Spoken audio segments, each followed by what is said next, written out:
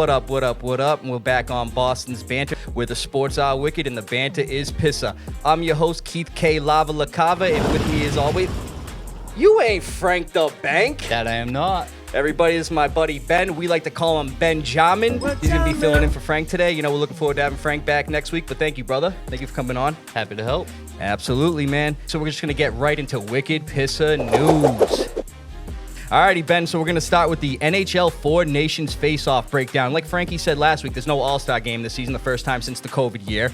So we have a tournament featuring Canada, Finland, Sweden, and the USA, with NHL players filling those rosters out. So let's break it down what they did this past week, Ben. This past Wednesday, Canada beat Sweden 4-3. Then this past Thursday, USA beat Finland 6-1. We like to see that. Matthew and Brady Tkachuk each scored twice in that game. Looking pretty good, man. And they even had 2 goals in 11 seconds early in the third by Tkachuk and what's his name? Jake Gensel. Gensel, that's his name, yep. Then there were 2 games this past Saturday. Finland beat Sweden 4-3 in overtime, and USA beat Canada 3-1. And we're going to get into those two later. Huge win. Oh, yeah. And then lastly, 2 games this past Monday. Canada beat Finland 5-4, and then Sweden unfortunately beat USA 2-1 in overtime. And the 2 teams with the best round-robin record we're going to be going to the championship game this upcoming Thursday, and that's Team USA and Canada. But, dude, within the first minute, there were 3 fights in 9 seconds. Huge game. Dude, I'm very excited, man. It's going to be cool. So it's going to be cool to see with that. Like I said, the game is Thursday at 8 o'clock. So let's move over to the Celtics update. So, Ben, they're currently 39-16 on the season. You know, still second in the East behind the Cavs. You know, we don't like seeing that. We're hoping we can keep winning more games. They can keep losing. But since the last episode, the Celtics only had 1 game, and we're going to break down what they did. They beat the Spurs 116-103 in Boston. Last Wednesday, Jason Tatum had 32 points, 14 rebounds, and 7 assists to go into All-Star Week, so he was looking pretty good.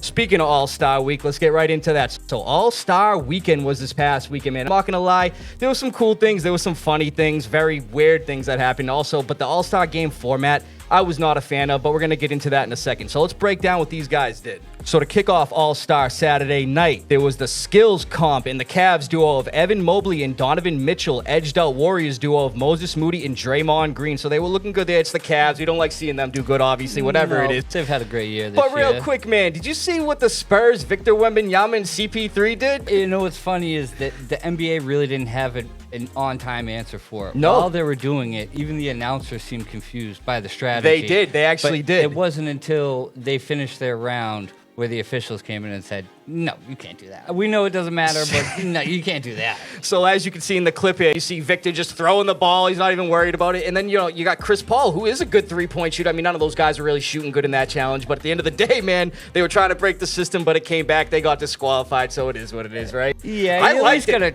try to make the basket. Dude, I mean, just hucking it up. I understand you're trying to save points, but maybe in the future you do some type of penalty for missed baskets that will cost you time. Right. Making it a more fair game. But, dude, it's funny because what if, like, Victor, the way he was throwing those, what if, like, a few of those went in? That'd be awesome. Would not surprise me with his height. Right. So let's move over to the next challenge, and it was the NBA three-point contest, and the winner was the Heat's Tyler Herro. So he started off a little slow there, but in the second round, then he lit it up. He actually finished with 24 points in the final round. Buddy Hield was right behind him with 23, so it was good he got that last shot up to get 24. Buddy Hield was my early pick to win the three-point competition. He's been killing it this year. I heard a lot of news about Damian Lillard, of course, because he's won the past 2 three-point competitions, but I was really surprised to see him get knocked out after the first round. I thought was he too. would do better than that. Yeah, I definitely was. Like Cam Johnson. Yeah, I mean, seriously. Come on. Then we had the dunk contest, and the Magic's Mac McClung, the first back-to-back slam dunk champion. Man, let's break down these dunks real quick, because each one of them got a perfect score. So this first dunk here, he was trying to copy Blake Griffin, but look it was a little different. He took the ball from somebody inside, then reversed it, and he cleared the whole front of the car. Yeah, that's unbelievable. Dude, look at Giannis. So check out this next dunk then. Jumped over one of his buddies. Bam, another reverse dunk. Looked pretty good. But then I want to get to this next one. My guy took the ball from somebody off the court, dunked it with another one that was already at the rim. But then here, he jumps over 6'11", but he was standing on a platform. Evan Mobley putting him at 7 feet, touches the rim, and then dunks it. He could have dunked his own head at that point. I mean, he well had the deserving. chin up there at the rim, so he had plenty of time to put it down. Absolutely. And well-deserving back-to-back. Yep, absolutely. Champion, so good for you, Mac McClung. The Magic need to give him some more minutes. I don't know about that. I know, right? Then lastly, the All-Star game like I was talking about. I wasn't cool with that format. Didn't like it. 4 teams, 3 games, which the games went to 40. one champ. The first 3 teams were composed of 24 NBA All-Star selections, while the 4th squad was the winners of the Rising Stars event. Team C prevailed over Team G League. So that was the team that Candace Parker was going to be coaching and everything. So here are the 4 teams. So Kenny's Young Stars, Chuck's Global Stars, which that was game 1. Chuck's Global Stars came on top 41-32. And then you had Shaq's OGs and Candace's Rising Stars in game 2, which Shaq's OGs came up top 42-35. But I got to bring this up real quick. So Team Shaq, LeBron actually didn't play. It was due to lingering foot and ankle discomfort. And then on Team Kenny, Anthony Edwards didn't play last minute due to a groin injury. So that sucks not seeing them play, man. I was looking forward to seeing Ant and LeBron out there. You know what I mean? Yeah, it was too. And I don't mind with them not playing. What bothers me is that if you're not going to be playing in the All-Star game, I feel like you have a pretty good idea that you're not going to be playing in the game about a week beforehand, which gives you the opportunity to back out, give a couple of young stars, maybe their first opportunity to get the All-Star and they do it game. last minute. It was like LeBron too, man. It's like, what are you doing? Come on, man. If it's a last-minute thing, I understand. But the only thing I didn't really get was LeBron James in street clothes. In the team photo. Yeah, dude, he was awful. So he was trying to just stand out, dude. It is what it is. But so the winners of those games faced off in an All-Star championship game, which was Team Shaq, like I just said, and Team Chuck. And the winners were Team Shaq. They came on top, and actually Tatum and Brown were both on that team. Yeah. Surprising. Yep. 2 Celtics. Steph Curry won All-Star Game MVP in front of his home crowd in San Francisco. Curry had 12 points in the first of 40 finale versus Team Chuck. Like I said, it was kind of stupid. He had 12 points winning MVP. Still a quarter of them. So, like I said, man, I thought it was stupid, and I wasn't the only one. Several players criticized the stoppage during the new NBA All-Star format. Shai Gilgeous-Alexander said he'd rather play without breaks. Obviously, they all had fun, they said, but these are just some of the comments. Jaylen Brown said it was not ideal, and then Trae Young went as far as saying that he did not like it at all. I can understand that. I mean, as a fan, It's like sitting you're at home breaking up watching the it, game? I did not like watching it at all. You and gotta- don't get me wrong, the Right. NBA All-Star game hasn't been anything spectacular just like in the Pro past Bowl. 10 years. Just like the Pro Bowl. But It's losing what its value. I had to watch was, I mean, a Dude. couple games of pickup. Dude. That took 3 hours long. I Dude. could have done that at Lopes with 5 of my friends in half an hour. You kidding Curry me? won MVP with 12 points. Yeah, it was 12 out of 40, so I guess it's... I guess. I mean, whatever, dude. Ridiculous. But yeah, I wasn't a fan of it. But again, it is what it is. So they finished up All-Star Weekend, so we're going to be getting back to the games next week. We do have one other piece of NBA news that's not All-Star Weekend related. In the Mavericks, they just made that big trading Luka to the Lakers for Anthony Davis. He's already out a few weeks, but he's not the only big man in their front court that they have out with injuries. They also have Derek Lively, who's missing a few months. They have Dwight Powell, who's already missed 14-plus games. And now Daniel Gafford is expected to miss a month with a knee injury. Turns out it was an MCL sprain in his right knee. And like I said, man, they're just dealing with the bad injury bug towards their centers. They actually have to start P.J. Washington, who's 6'6" right now at center. But it's not like he hasn't done it before. Right. For a full year on the Rockets absolutely. when they're an undersized basketball team. But I'm going to tell you right now, the Mavs are currently 8th in the West, sitting at 30-26, and they need all the help they can get. And I'm going to tell you right now, man, I'm going to say it till I'm blue in the face. The Lakers got the better end of that deal. Anybody that thinks otherwise, man, I think you need to go to a mental asylum. Alrighty, so we're going to move over to some MLB news, which we really haven't been doing these last few weeks. And the Red Sox have reached a 3-year, $120 million contract with veteran infielder Alex Bregman. The Cubs, Tigers, and Astros were all going after Bregman. Bregman was formerly of the Astros. But the Red Sox offered a short-term deal with, it was like a roughly annual salary of like $40 million a year, which he took. So he's going to be coming to us. But the thing is, he's a career third baseman, obviously. Won Gold Glove on it. We already got a good third baseman in Rafael Devers. And he already said recently that he's not changing. Third base is his position. See, Bregman, though, he has 2 career starts at second base. So, I mean, it's going to be interesting to see what happens there. What do you think, Ben? I think with Devers wanting to play third, that kind of puts a little bit of cog. I mean, everyone was excited about the Red Sox signing this offseason with Crochet, and then you get Bregman, and now you get that right-handed bat in your lineup. Right. The only issue is that now Devers comes out and says he wants to play third. My issue with Devers wanting to play third is he's coming off 16 or 17 errors 2 years ago. He brought it down to 12, Wasn't but even he sure of is that. not one of the best defensive third basemen in the league. He's one of the best hitters in the league. Right. Agreed.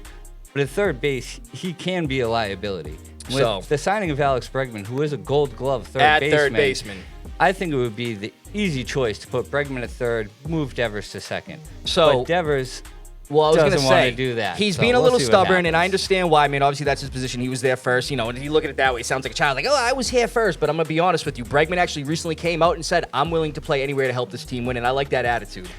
And Two career starts, though. Two career starts after 9 seasons as a third baseman. That's going to be a little rough of a change. Switching that side of the field can be difficult, especially with the double play ball and working at second base instead of third base. But I believe that, like, if you're a middle infielder or you're an outside infielder, you know how to run the infield. You know what's going where. I don't think he would have an issue with moving to second, but like I said, I would be much more comfortable with Bregman moving to third. Devers going to second. I like that, and it's going to be interesting to see what happens.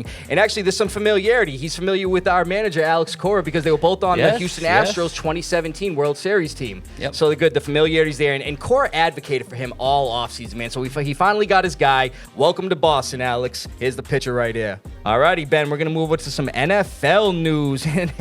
Man, dude, I'm going to tell you right now, these stories are just getting weirder considering from the Deshaun Watson days. Now we're in the Justin Tucker era. So we got more development involving the Justin Tucker accusations. 7 more women, count it, 7 more women. What does that make it total now? 13? 16. 16. Ooh, okay. So 7 more women accuse Ravens kicker Justin Tucker of sexual misconduct at high-end spas. And like I just said, this increases the total number to 16 therapists from 8 different spas.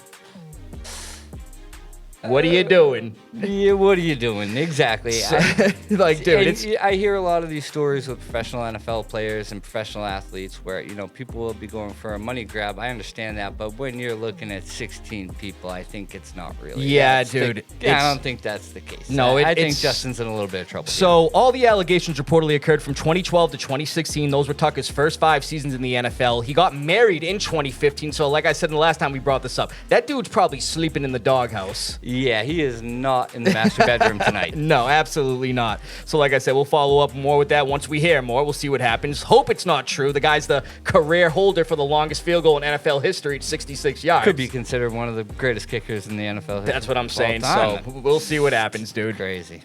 And we got some more legal stuff going on with some NFL players. And wide receiver Kadarius Toney was arrested in Georgia 2 weeks ago. He allegedly strangled a woman, his girlfriend, who is actually 7 months pregnant. What are you doing? Insane. Back on January 14th, warrants were issued January 15th, and Toney was arrested on February 6th, but the news was just breaking. The free agent wide receiver is now facing charges that include aggravated assault for strangulation and obstructing/harassing 911 calls. So good luck to finding a new team with all that bullshit.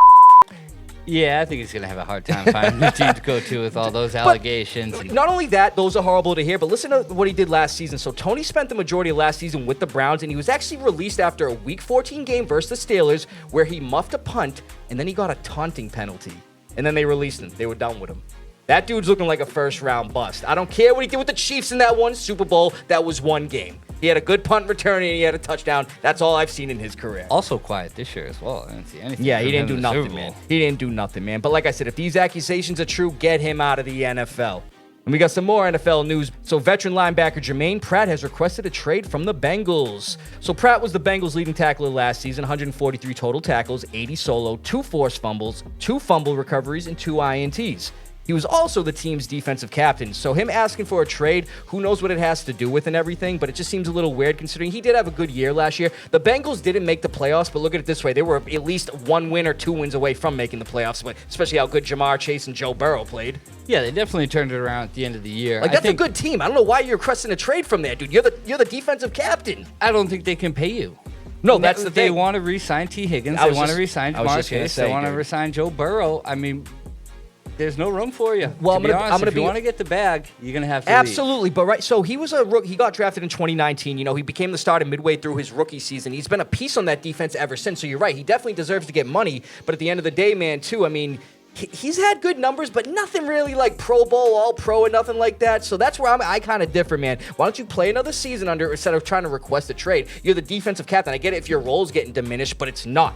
Yeah, but there could be another team that needs you desperately and is willing to overpay you. There you go. Mine is still paying part. They got the most cap, but they could overpay, and that could be his motive behind looking for a trade. He's looking to go get more money, and he feels like he's not going to be able to get it in Cincinnati. I don't know, man. We'll have to see what happens with that. But I actually have another piece of Bengals news. So, like you were just talking about with T. Higgins, man, the Bengals plan to use the franchise tag on him again this year. Again. Dude, honestly, that's kind of messed up, bro. If I'm T. Higgins, I'm looking for a way out.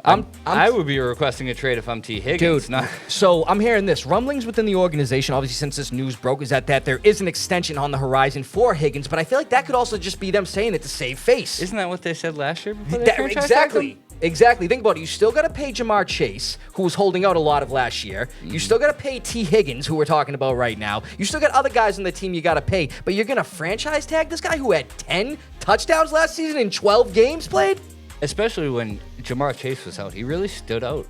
He could be a number one receiver. He's still productive when Chase isn't there. He had 3 touchdowns towards the end of the season in one game. If I'm him, I should be asking for more money or requesting away. Come to New England, man. We'll pay you the money you deserve. All right, Ben. So like I was saying with the NFL news, we actually had some notable NFL cuts this past week, and let's break them down. So the Dolphins actually released running back Raheem Mostert. He was a Pro Bowler during the 2023 season with a career-high 1,012 rush yards, 18 rush touchdowns, and actually led the NFL that year with 21 total touchdowns. Last year, he only had 278 yards, 2 touchdowns, no receiving touchdowns, nothing. They also released cornerback Kendall Fuller. He only had 50 total tackles last year, 37 solo, 1 fumble recovery. And the Steelers released outside linebacker Preston Smith. They actually acquired him at the trade deadline in November from the Packers for a 7th-round pick. So we'll see what happens with that, Ben.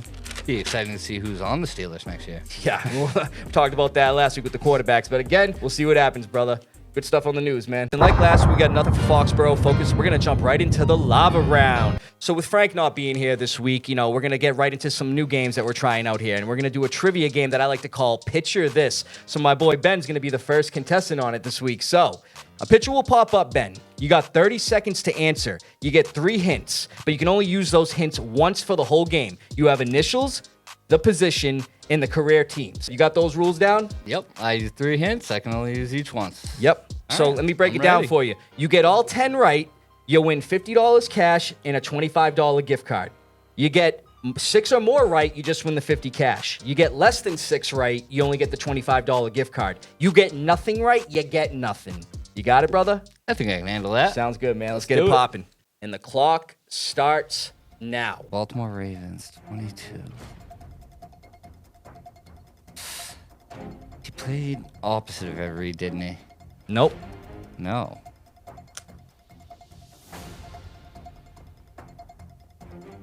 Let me get his career teams. Titans and Ravens. Titans and Ravens. 10 seconds. Oh, this one I'm not going to know. Give up. Kevin Byard. Nope. He didn't play in the 2000s. It's Samari Roll. Samari Roll. I knew. Should have known him. All right, so the next one starts now. We got a wideout from the Texans, 83. That's a tough picture of him.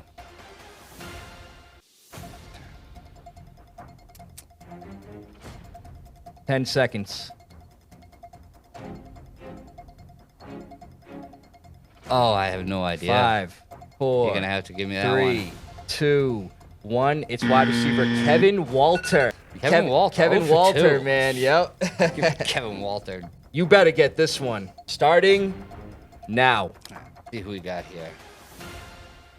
56 on the Broncos. Keith, you brought out some old ones. I know that's John Lynch in the background. Oh, I know his name too. Don't forget, you got some hint. Well, you got 2 Give more me his hints. initials, please. AW. AW. AW. 10 seconds. AW. Anthony Williams? No. Al Wilson. Al Wilson. Oh. Alrighty, so 0 for 3, my dude. So let's get into the next one. Starting now. Oh, I know this. I know who he is. 15 for the Redskins. That's, I don't know his name. His college isn't going to help me either. 10 seconds.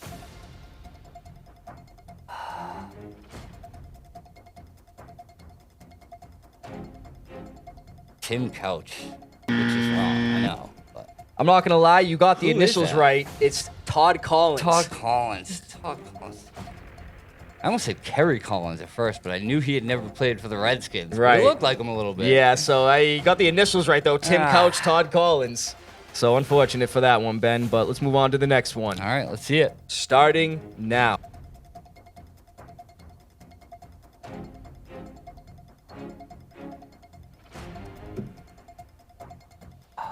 20 on the Jaguars. And you still have position as a hint. No, it's 10 seconds. it was.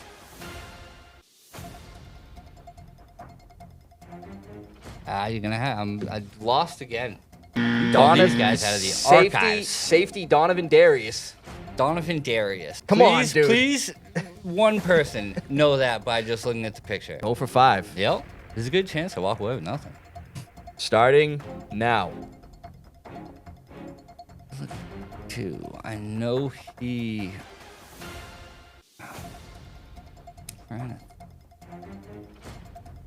Since you haven't gotten any right now, I'll just give you one more hint. He has a son who is currently in the NFL.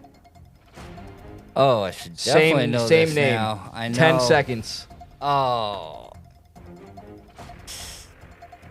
Not Doug Martin. It's not work done. It is his other back.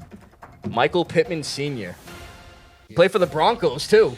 Yeah, okay. So let's get into this next one. Damn, Ben, 0 for 6 right now. You just hoping to get the gift card. He's probably the hardest football players I've ever had to name. Thought it'd be at least a little bit memorable. All right. Maybe my memories. Next one, starting now. Defensive lineman for the Atlanta Falcons, 97.